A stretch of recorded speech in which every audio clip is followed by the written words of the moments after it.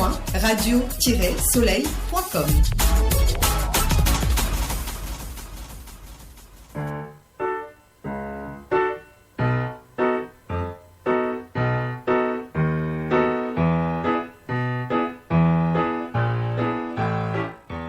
Bonjour à toutes, bonjour à tous, bonjour Amine, notre fidèle metteur en ondes, bonjour Chantal. Bonjour André. Pour ce nouveau numéro de Jeux de scène, l'émission de Radio Soleil, consacrée à l'actualité du spectacle vivant en général et en particulier à celle du théâtre. Alors, à l'affiche aujourd'hui Chantal. Eh bien, au Théâtre de la Ville Les Abbesses, Les Doyens, une conception et une mise en scène de Christophe Honoré. Les personnages de la pensée, texte et mise en scène, et d'autres choses aussi de Valère Novarina, ça se trouve aux grandes salles de la Colline. Au Théâtre de Bastille, La Grande Marée, conception et mise en scène Simon Gaucher. Alors, encore au Théâtre de la Ville, mais cette fois-ci dans la grande salle rénovée de Sarah Bernard, nous avons vu, après la répétition et Persona, d'après des textes d'Igmar Bergman, des films d'Igmar Bergman, mise en scène d'Iva van Hoff. Et tu as vu... Et j'ai vu joli, texte et mise en scène de Diastème, et j'ai vu ça à la Manufacture des Abbesses, quoique ça ne commence que la semaine prochaine. Bon, alors Chantal, parle-nous des Doyens. C'est un spectacle a priori destiné pour les enfants dans le parcours enfance-jeunesse que le Théâtre de la Ville propose depuis 2011. Alors c'était très intéressant le début parce qu'il y a un lieu scénique très fort puisque est reconstitué l'amphithéâtre peut-être de la Sorbonne, avec le tableau, avec le bureau, avec les reproductions, je pense que c'est de Chavannes, de Puvis de Chavannes. Donc, et ça va commencer par une parodie de Diderot, Jacques le Fataliste. Comment s'étaient-ils rencontrés? Où allaient-ils? Qu'est-ce qu'ils se disaient? Et on découvre, en même temps que cette série de questions, les deux personnages, les deux doyens, avec une perruque façon XVIIIe siècle, mais qui nous font penser un peu à Bouvard et Pécuchet. Ils ont le ton péremptoire, le ton orgueilleux, arrogant de ceux qui savent, qui connaissent, qui ont le savoir, et ils vont discourir sur l'éducation des enfants. Alors Christophe Honoré dit qu'il veut parler du territoire des adultes. Alors il y a beaucoup de références à Montaigne, à Rabelais, etc., à Diderot, à d'Alembert. Alors je me demandais ce que ça pouvait faire sur les enfants, mais en tout cas, ils suivent, ils sont enthousiastes. Et pourquoi? Parce que ce n'est pas purement théorique et qu'il va y avoir beaucoup de mise en situation et qu'on fait en sorte que les enfants perçoivent bien le comique de personnages. Parce que ces deux doyens, ils sont pour le moins ridicules, Fulbert et Obald. Alors, les deux comédiens qui sont Julien Doyen et Jean-Charles Cliché, ils sont très présents et on sent qu'ils sont capables de créer une interaction, mais avec intelligence avec les enfants. Ils vont leur permettre à ces enfants de répondre à des quiz, de participer à une leçon de danse, d'être là un peu présent dans la séance de spiritisme, parce qu'il faut imaginer l'enthousiasme des enfants qui crient, qui se lèvent, et puis ils sont attrapés au début parce que ça commence avec une histoire de la mythologie avec Chronos. Donc les deux comédiens, vraiment, Julien Honoré et Jean-Charles Cliché, ils sont très bien parce qu'ils jouent à fond leur comique de personnage, mais en même temps, ils ont l'autorité nécessaire pour encadrer cet enthousiasme délirant des enfants. Et puis, il y a un troisième compagnon qui est un plus jeune, qui leur est soumis. Mais en fait, lui, on se projette en lui. Il est en combinaison bleue et puis il va faire des expériences. Il va faire par exemple une expérience d'électricité statique. Donc ça impressionne les enfants. Une fin que je ne raconterai pas, mais qui est complètement théâtralisée avec Goudron et Plume dans le fond de la scène, sur un plateau un petit peu surélevé. Et là, c'est véritablement véritablement un très très beau spectacle. Cela s'est donné pendant les vacances de la Toussaint. Cela se donne jusqu'au 18 novembre. Donc, au Théâtre de la Ville, Les Abbesses. À la Colline, nous sommes allés voir, on l'a dit la semaine dernière, les personnages de la pensée de Valère Novarina. Alors moi, Valère Novarina, il me fait penser à Cocteau. Non pas parce qu'il dit, mais par sa capacité à être poète dans tout. C'est un poète de la langue. C'est extraordinaire la façon dont il s'empare des mots et la façon dont il joue avec le langage. C'est un poète, il peint. Hein, et c'est un poète aussi, comme Cocteau, du dessin, de la peinture, etc.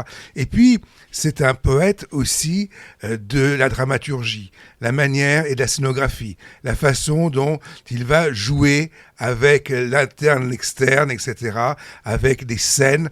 Il y a une douzaine de tableaux, une vingtaine de tableaux comme ça qui vont se succéder. Il n'y a pas de temps mort. Avec simplement quelques panneaux, on va composer des scénographies formidables. Et évidemment, il y a énormément d'humour et d'ironie. Hein. Le public rigole parce qu'il y a une façon comme ça de prendre par la bande et de mettre les choses un petit peu sur le côté, hein, qui lui est très particulière. Donc, bon, c'est vrai que c'est lui. Hein, et c'est vraiment une personnalité qui envahit tout, à ceci près que on a des acteurs formidables. Moi, j'ai trouvé que vraiment, ils sont tous, ils sont assez nombreux, hein, il y en a une dizaine, peut-être. Et ben, ils sont tous extraordinaires physiquement. Hein, ils tiennent une présence extraordinaire. Donc voilà. Donc tu as compris que j'avais bien aimé ce spectacle. Moi aussi, mais moi j'ai pensé plus à Rabelais, parce qu'il y a une flamboyance. Sur le fond, oui. Oui, il y a une flamboyance. Il y a toujours des anglicismes, des néologismes. Il y a des énumérations. Il y a un moment donné, moi j'ai adoré lorsqu'on nous donne la liste des temps.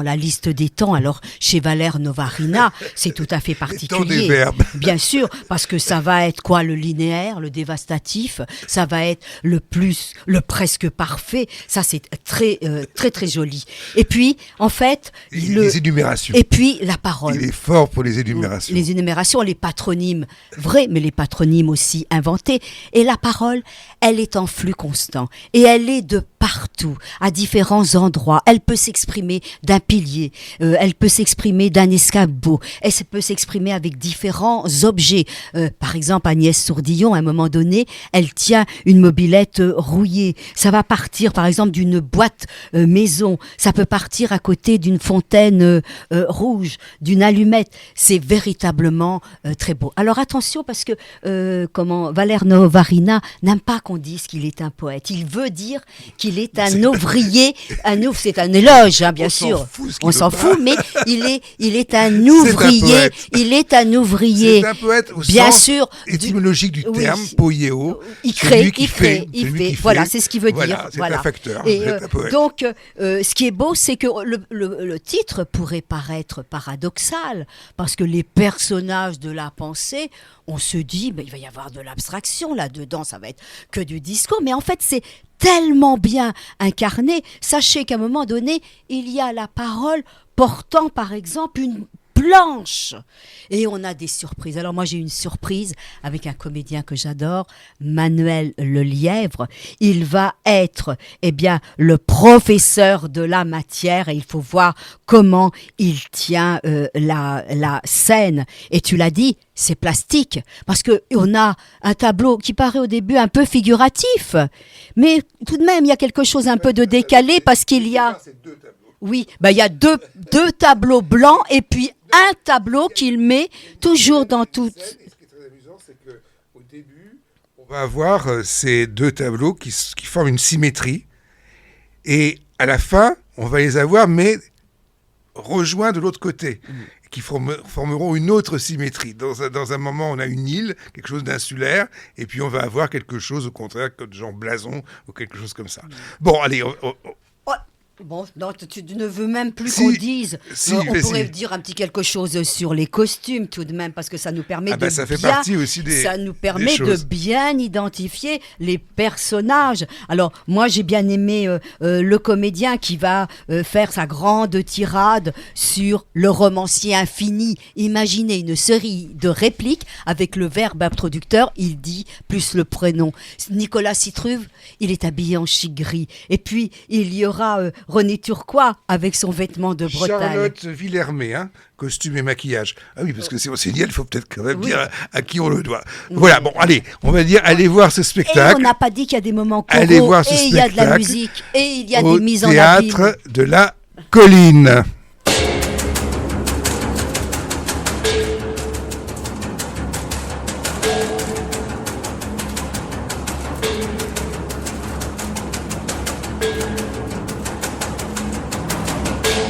Chantal, tu es allé voir La Grande Marée, conçue et mise en scène par Simon Gaucher au théâtre de la Bastille. C'est du théâtre sensible, intime, épique et surtout très original. D'abord, quand on arrive, on voit des corps étendus en train de dormir sur la scène, sur une toile bleue. Et puis, ils vont se lever et chacun va raconter son rêve. D'ailleurs, on va nous dire que si nous-mêmes, après ce spectacle, nous rêvons, eh bien, on nous donne un numéro de téléphone et on peut communiquer notre rêve, si on le veut, pour que ce soit repris dans une autre représentation. Bien.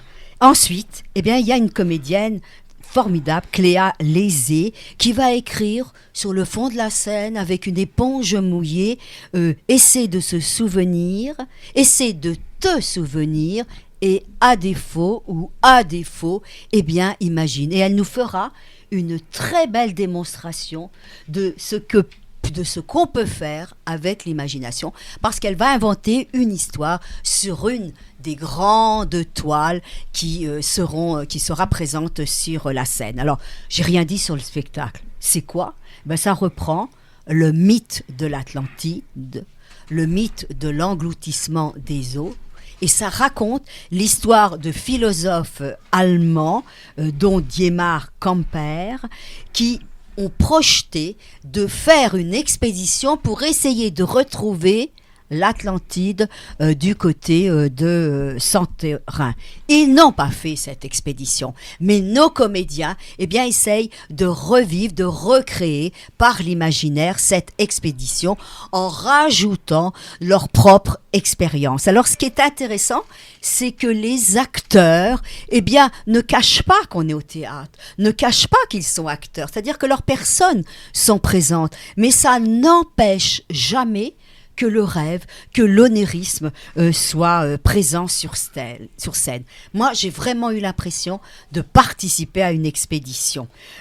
Et donc, pourquoi ? Eh bien, parce qu'il y a une scénographie qui est magnifique, avec des grandes toiles, des grandes bâches dans la largeur et dans la longueur de la scène, qui sont manœuvrées de manière artisanale, avec des poulies, avec de petits sacs de sable.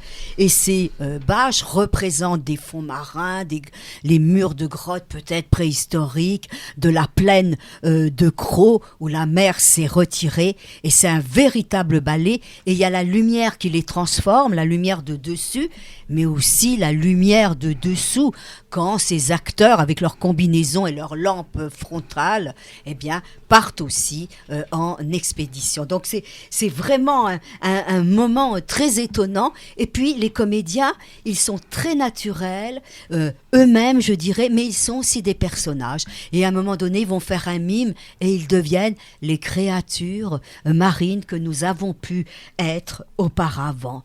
Donc, il faut aller voir ce spectacle. Au théâtre De la Bastille. Et Simon Gaucher, si je peux me permettre, il a aussi un spectacle sur l'expérience de l'arbre, actuellement à la Villette.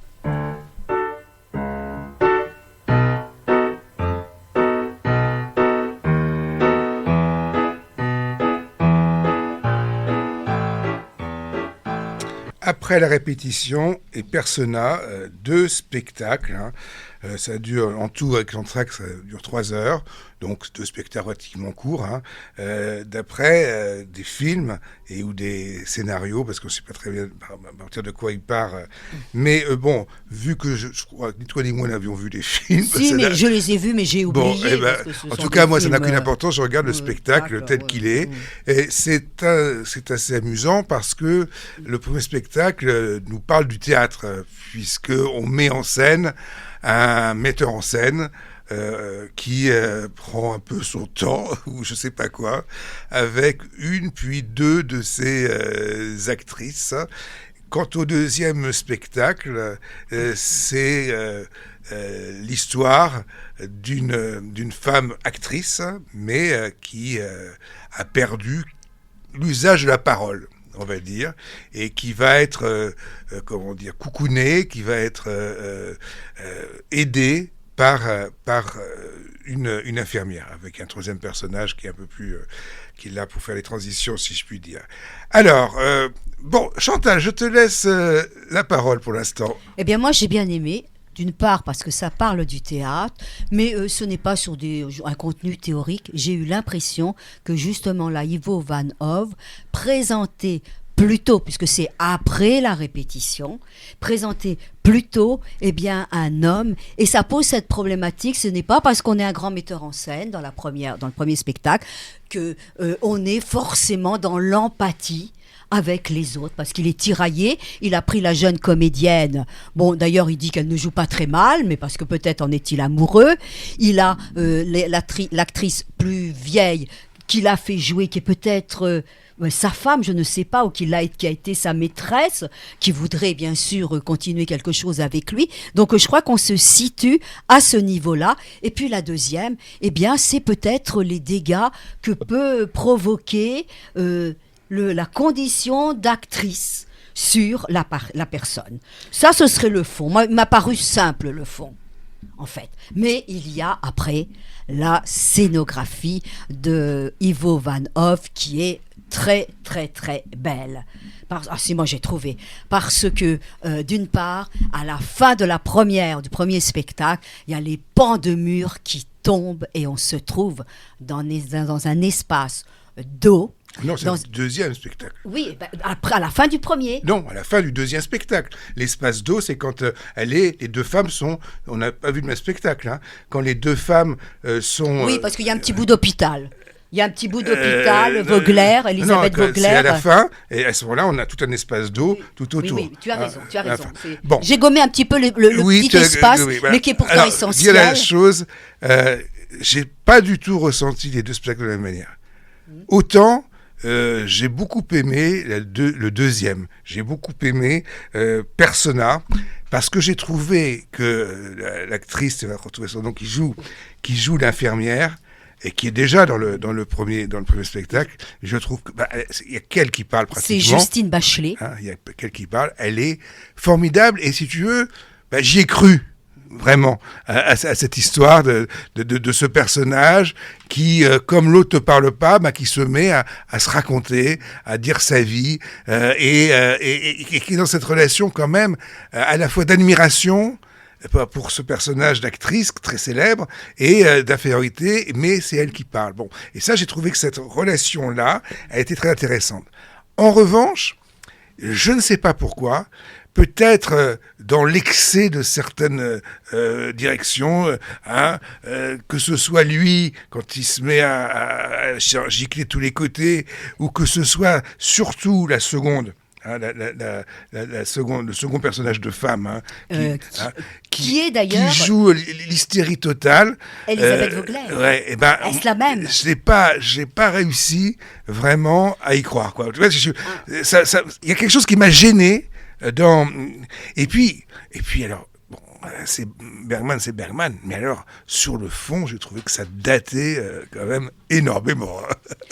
Ça, MeToo n'était pas passé par là. Moi, j'ai envie de défendre c'est Charles Berling qui joue le metteur en scène, parce que moi, j'ai trouvé qu'il avait une posture, il avait une démarche, il avait un peu le dos voûté, il glissait sur le sol et il traduisait beaucoup de choses, des inquiétudes, du sceptique, mais aussi son relativisme dans la morale, mais aussi son scepticisme. Je trouvais qu'il y avait quelque chose chose quand même. Par contre, c'est vrai que la deuxième, elle est plus trouble, elle est plus clinique, elle est plus moderne. Et justement, la scénographie, avec le travail sur les lumières, ça devient vert, ça devient violet, ça devient bleu. Eh bien, je trouve que là, ça traduit la singularité des relations entre ces deux femmes. Et on n'a pas dit que Elisabeth Vogler, dans Persona, on la voit à l'hôpital avec son médecin sur une table toute nue. Elle ne va s'exprimer qu'avec son corps, avec sa fragilité, avec son intensité. Et ça, j'ai trouvé que c'était troublant. Moi, j'ai eu l'impression d'avoir les éléments naturels, d'être au milieu des éléments naturels, parce qu'il y a des pluies artificielles, parce qu'elles sont trempées, parce qu'elles se traînent dans l'eau. Et puis que l'homme, Charles Bégueline, les rejoindra dans cet espace d'eau. Et ils seront tous les trois comme ça, à genoux dans l'eau. Non, moi j'ai trouvé quand même que là, il y avait quelque chose de très fort pour exprimer l'intériorité des personnages. André, on passe directement Joly. C'est Diastème, ça ne doit pas être du même ordre. Alors, si, je ne sais pas. C'est très troublant ce spectacle. Il y a sur scène une jeune femme qui se raconte. Moi qui suis Gébéria, je ne savais pas qui c'était. Et donc, c'est donc Aliénore de la Gorse qui joue cette jeune femme. Et on comprend qu'elle est morte. Elle est morte puisqu'elle nous apprend qu'elle est née en 1908. Mais elle ne sait pas comment elle est morte. Elle ne sait pas si elle s'est suicidée ou si on l'a exécutée. Et puis, on comprend que qu'elle a quand même un oncle un peu célèbre, un certain Adolphe. Et j'ignorais totalement cette histoire. Moi, je n'y ai pas cru. Puis j'ai été voir là, c'est Wiki. Oui, elle a bien existé, cette Gélie Raoubal, qui était la nièce et qui a été complètement sous le pouvoir d'Hitler, qu'il n'a pas laissé respirer, Alors on ne sait pas très bien ce qui s'est passé entre eux, mais justement, on ne sait pas, et ce qu'il y a de très intéressant et de très intelligent, c'est que la pièce met en scène l'écriture de la pièce. Nous sommes avec l'auteur, mais l'auteur, le personnage existe. C'est-à-dire que, comme un auteur peut communiquer avec un personnage, finalement, tu vois ? Et donc, il y a cet échange entre l'auteur et le personnage. Mais le personnage de l'auteur, il est notre contemporain. Donc, il sait ce qui s'est passé. Il sait ce qui s'est passé après 31. Il a le recul. Et il a le recul. Et puis avant 31, il avait quand même pas fait trop de mal, Hitler.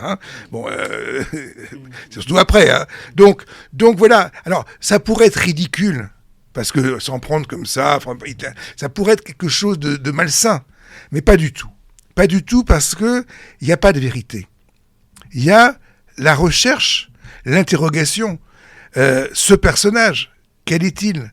Et comme c'est très bien joué, on a cette sorte de mystère,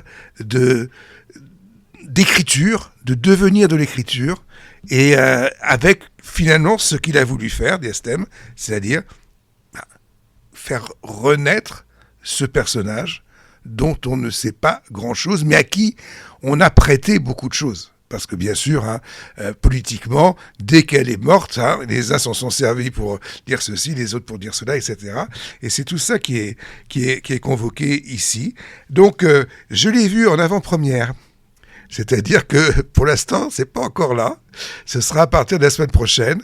Vous allez pouvoir voir ce bon spectacle à la Manufacture des Abbesses. Alors, je voudrais quand même dire qu'il n'y a pas que Aliénore de la Gorse, il y a aussi Frédéric Andro qui joue l'écrivain, qui est aussi très bien. Donc, voilà. Chantal, en dehors de ce spectacle, je lis, de Diastème...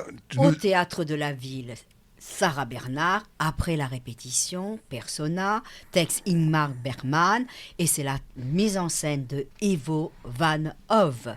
Tu as vu aussi La Grande Marée ? Oui, conception et mise en scène Simon Gaucher au Théâtre de la Bastille, je ne l'ai pas dit, d'après des textes de Martin Mongin. Et puis nous avons vu Les Personnages de la Pensée, Valère Novarina, c'est à la Colline. Et Les Doyens, spectacle pour enfants de Christophe Honoré, Théâtre de la Ville, Les Abbesses, avec Julien Honoré et Jean-Charles Cliché et Sylvain Debris. Et voilà, et nous on se retrouve la semaine prochaine pour de nouvelles aventures dramatiques, donc théâtrales. Au revoir.